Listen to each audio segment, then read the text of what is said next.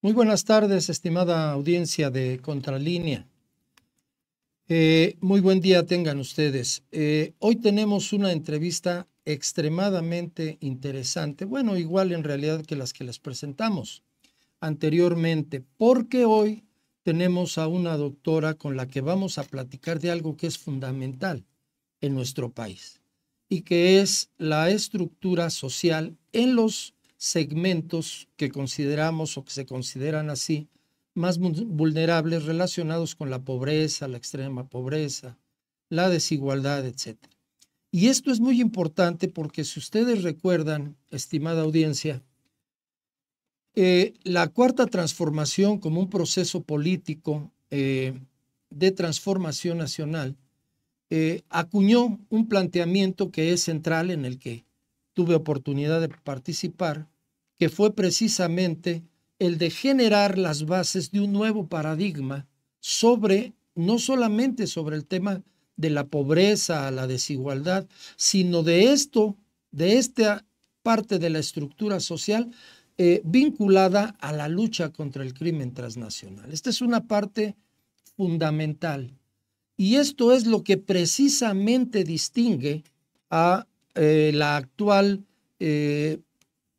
concepción filosófica y política de la Cuarta Transformación con relación a la lucha contra el crimen transnacional. De ahí que se haya modificado la concepción anterior, la estrategia y que se esté desarrollando un tipo de política que pretende articular sus variables a la lucha contra el crimen transnacional, abatir las bases de la enorme desigualdad, la pobreza extrema, pero dándole así una gran cobertura social a la política contra el crimen transnacional organizado.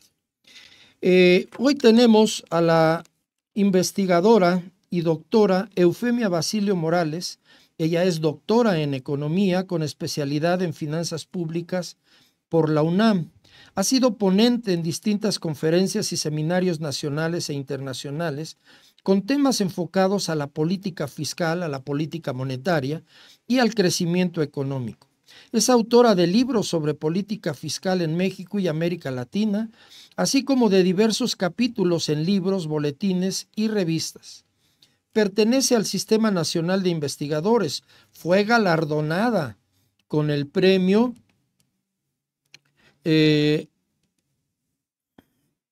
con el premio Universidad Nacional para Jóvenes Académicos en el año 2020 y con el reconocimiento Sor Juana Inés de la Cruz en el año de 2022. Está al frente de la Coordinación de Análisis Macroeconómico Prospectivo en el Instituto de Investigaciones Económicas de la UNAM. Sus líneas de investigación son fundamentalmente la política fiscal, las finanzas públicas, el crecimiento económico en América Latina. Es investigadora titular B en el Instituto de Investigaciones Económicas y es profesora de licenciatura y posgrado en la UNAM. Como ustedes ven, una especialista en los temas, porque todo este esfuerzo de atacar las bases de la pobreza extrema, la desigualdad, requieren un soporte de carácter financiero desde las finanzas públicas, lo que en economía llamamos la sustentabilidad de las finanzas públicas. Doctora, sea usted muy bienvenida. Muchas gracias por su presencia en este espacio de Contralínea. Le agradecemos profundamente. Muchas gracias, Jorge. Al contrario, a usted la invitación y para mí es un enorme gusto compartir este espacio con usted también en particular, que ya hemos conversado algunas cosas al respecto de estos temas y le agradezco Así mucho. es. Muchas gracias, doctora.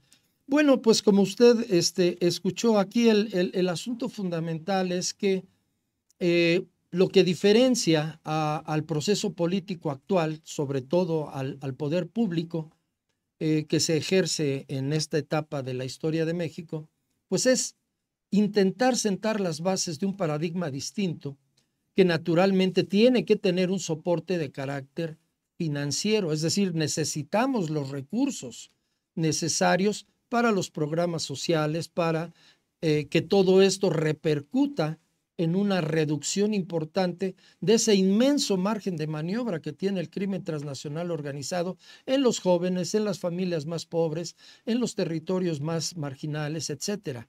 ¿Puede hablarnos de estas variables, por favor, doctora? ¿Cómo han visto ustedes? Leí los artículos que se publicaron sobre la política social actual del presente gobierno y del anterior, desde luego.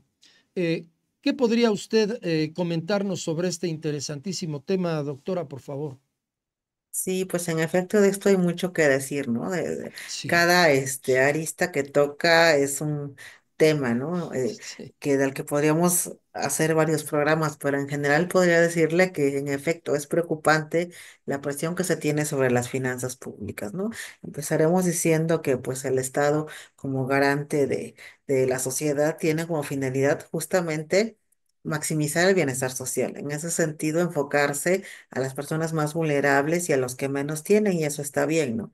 El punto es cómo lo hace, desde qué margen de acción lo puede hacer y cómo se está presionando de ese lado sobre el gasto público, ¿no? Sobre todo, entender ante los programas sociales actuales del presente gobierno, del pasado gobierno, y yéndonos más atrás desde los 80, porque no es que estemos solamente echando el peso a lo actual, realmente han funcionado para disminuir la pobreza, que creo que ese sería el tema central y la pregunta central aquí, ¿no? ¿Han operado eficientemente? Y creo que la respuesta es obvia, no lo han hecho, entonces habrá que entender de entrada qué implicaciones tienen, cómo han funcionado, cómo pueden eficientar el margen de acción del Estado y de la política fiscal y de la política social en particular para incidir sobre la pobreza, porque esto va de la mano con el hecho de qué tan eficientes son y si no están actuando como contra la pobreza, por qué están saliendo cada vez más sin reglas de operación y sacando dinero de donde de pronto no hay, ¿no? Y eso justamente presiona, como era la pregunta inicial, sobre el presupuesto público y de pronto nos encontramos con nuevos programas sociales que reitero, por eso el marco inicial que di. No es que esté mal, no es que no debamos preocuparnos por la vulnerabilidad de las personas, sino el punto es, ¿hay eficiencia dirigida hacia esos programas? ¿Cuál es el resultado?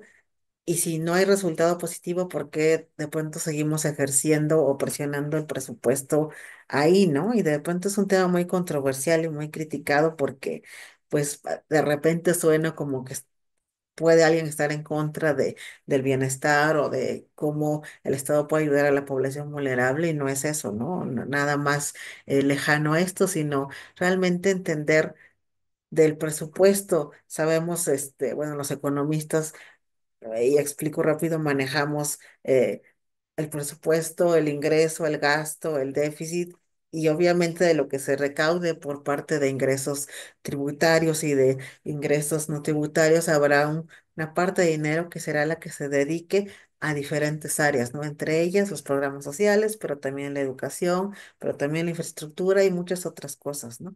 Y el punto también o la crítica sobre esto en gran parte ha sido que se han recortado varias cosas para poder, pues el sexenio pasado era como que un poco el discurso, ¿no? Es que hay que primero los pobres y entonces hay que gastar gran parte del presupuesto a los programas sociales y tal, pero descuidando otras áreas y recortando otras áreas, entonces nos quedamos como cojos de un lado y es desproporcional, ¿no? Que creo que eso sería básicamente la crítica inicial de lo que está pasando y esto pues también va en muchas otras cosas, ¿no? Como va ligado pues a lo que decíamos del crimen organizado y demás. ¿Por qué? Porque finalmente son también la consecuencia del desempleo, de las crisis estructurales o de todo lo que está viviendo y más ante lo que estamos conociendo en estos últimos días, ¿no? Lo preocupante y la presión también a nivel externo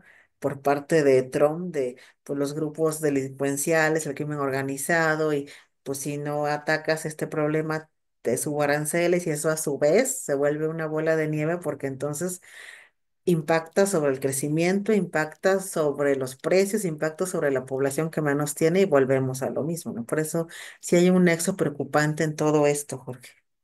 correcto. Las la política social es un concepto integral y es una enfoque hacia en la relación Estado-sociedad de carácter integral. No podemos considerar que la política social solamente se resuma en los programas sociales. Sí, tenemos la educación, tenemos la salud, tenemos el bienestar en un concepto mucho más amplio que nosotros los economistas sabemos inicia ese tipo de políticas desde el siglo XIX en la Prusia de Bismarck. Entonces, en adelante se generaron una serie de políticas que en realidad se han extendido por todo el mundo. Pero hay una disputa importante, doctora, usted lo sabe, en el sentido de que debe circunscribirse a sus funciones de fomento a los negocios privados, a la libertad de mercado, a la libertad de comercio, etcétera, o debe intervenir amplia y eficientemente, y este es el punto fundamental, amplia pero también eficientemente para atacar todo lo que el mercado no permite atacar, lo que no permite solucionar. En esa medida, el gobierno anterior y el actual, eh, su enfoque fundamental es el del bienestar. Es decir, el eje transversal de sus políticas públicas es el bienestar y dentro de, es decir, este es el planteamiento, ya podemos analizar con datos y todo hasta dónde se ha avanzado realmente, pero este es el planteamiento.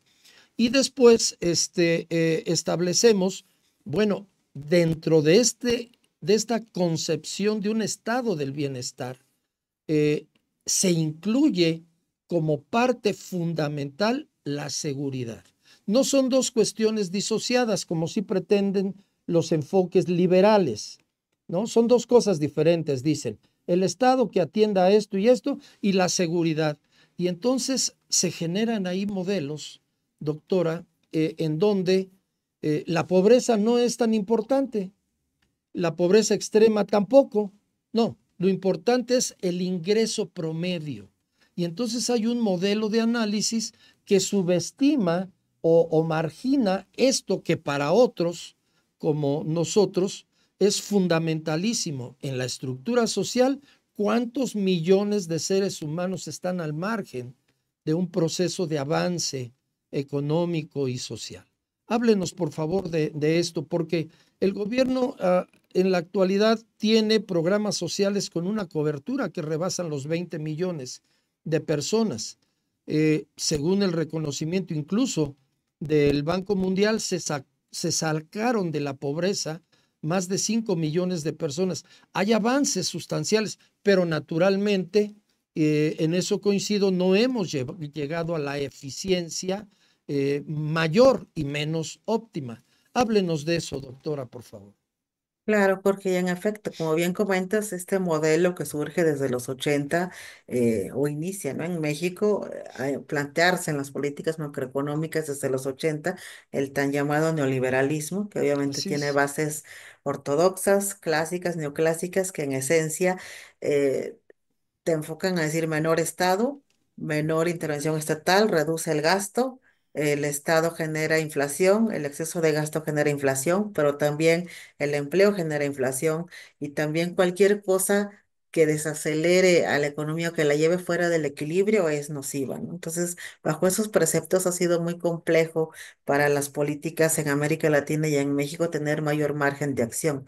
Y como sabemos, estamos supeditadas a lo que los grandes organismos, llámese el Fondo Monetario Internacional, el Banco Mundial, nos dicten, ¿no? Entonces, tenemos tan poco margen de acción que se ha vuelto muy complejo para la política fiscal y de ahí a la política social tener un mayor margen de intervención, ¿no? Porque antes, en la época dorada, digamos, del crecimiento en México, hablamos de desarrollo estabilizador, el Estado tenía un papel más importante, más fuerte. Era entonces...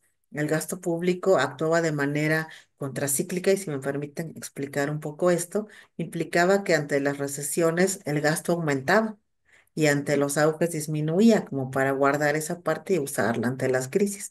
Ya en los 80 con todas estas ideas de es que el Estado no debe intervenir o solo debe abocarse a salud, educación y seguridad, o el Estado genera inflación o genera la llamada crisis de la deuda que la achacan al Estado. se cambia el viraje de la política y se vuelve procíclica. Y ante las recesiones, el gasto se contrae y ante las auges aumenta, cosa que va contra el ciclo, ¿no? Si lo puedo decir de manera simple. Y entonces eso implica que haya menor crecimiento. Y evidencia de esto ha sido que desde los 80 ha habido menor crecimiento. Si ustedes lo ven en las cifras, desde esos años hasta ahora, y mayores crisis, etcétera, ¿no? Y lo paradójico aquí es que pues sabemos que ha habido sexenios de ese corte, ¿no?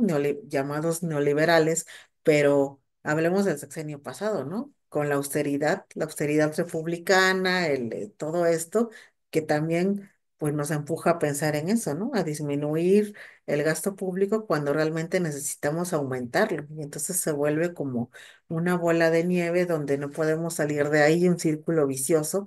Y si no hay recaudación y recortas el gasto, entonces, ¿qué pasa también con la política social, ¿no? Cómo tu Estado me cubres, ¿no? A la población vulnerable, a los pobres, cómo disminuyes la pobreza y como bien decía Jorge, justamente el último reporte de Coneval, bueno, todavía estaba, que había nos dio existido. un reporte, ajá, de que la pobreza se había disminuido, ¿no? Pero realmente muy poco, era, desde mi punto de vista, no es tan significativo, y tomemos en cuenta que lo que cayó fue la pobreza extrema, pero se pasó de pobreza extrema a pobres, ¿no? Entonces no fue como que, digamos, no saltaron mucho de ahí, pero en efecto, creo que estas políticas, y es bueno saberlo, son las que nos han atado mucho de manos y bueno, sin hablar del modelo de metas de inflación que se ejerce en México desde el año 2000 y en toda América Latina, que te sujeta a la estabilidad de precios, o sea que el Banco de México tenga una banda de no te aceleres inflación más del 3% y no te preocupas por el crecimiento. Y no es que querramos inflación, ¿no? O sea, no es que Sí, digamos, ay, que claro. suban los precios, no. Pero lo que me refiero es que solo están enfocados en la estabilidad y de eso viene de los clásicos, de la ortodoxia, de lo neoliberal Ujú, y no te preocupas ujú. por el crecimiento. Entonces desatiendes el hecho de ejercer un papel importante tu política económica para que finalmente genere los cimientos de una economía sólida. Y ahora justamente estamos viendo las consecuencias de no ser una economía sólida, de no tener un mercado fortalecido, porque somos vulnerables y muestra de ello es lo que está pasando con los aranceles, ¿no? Nos vemos ahí como que, bueno, ¿y qué hacemos ahora? Porque no somos una economía sólida. Desgraciadamente no lo hemos logrado, ¿no? Ok, en esa medida es como dicen, público y notorio que dentro del esfuerzo que se está haciendo en la cuarta transformación está la de ir modificando, y no puede ser de otra manera que gradualmente, los ejes fundamentales del crecimiento, descansándolos dentro de las variables de carácter interno, para generar nuevamente una dinámica de crecimiento que parta del mercado interno. Durante muchos años tuvimos varios dogmas, pero dos de los principales es: no aumentes el salario porque esto repercute en un impacto inflacionario indeseable. Y tampoco dejes de generar las condiciones adecuadas para generar un flujo de exportación lo suficientemente grande como para convertirlo o mantenerlo como el motor de la economía. Y el resultado de eso fue una depauperización de trayecto histórico de los salarios, y el otro fue una gran concentración, creo que eran 12 o 13 empresas la última vez que revisé los datos, en que concentraban el mayor volumen de exportaciones, algo así como el 60 o el 70%. Entonces centralizamos las variables de exportación en el sector externo y disminuimos la capacidad de compra de una manera brutal. Y entonces nosotros íbamos a los supermercados y todo estaba en oferta. No, pues lo que pasa es que no tenía la población poder adquisitivo. Gobierno, desde estos gobiernos, el anterior y el actual, con muchas dificultades, porque cruzamos la pandemia, que fue brutal en todo el mundo, con muchas dificultades, intentan recomponer ambos aspectos, trasladar los ejes hacia el crecimiento interno y atacar el tema de el crecimiento de los salarios y la política de la pobreza. Yo creo que efectivamente a esta economía lo que le falta es un ciclo de crecimiento perfectamente sincronizado con las variables del gasto público y de la expansión del mercado interno, para generar un proceso virtuoso en donde se pueda atacar con más éxito, con indicadores más significativos, la pobreza y la pobreza extrema, la desigualdad. Háblenos, si usted está de acuerdo, por favor, doctora, sobre esta cuestión, porque noto que su enfoque es de que hay ciertas contradicciones en las políticas públicas para poder obtener mayores avances en la lucha contra la pobreza, la desigualdad, etcétera.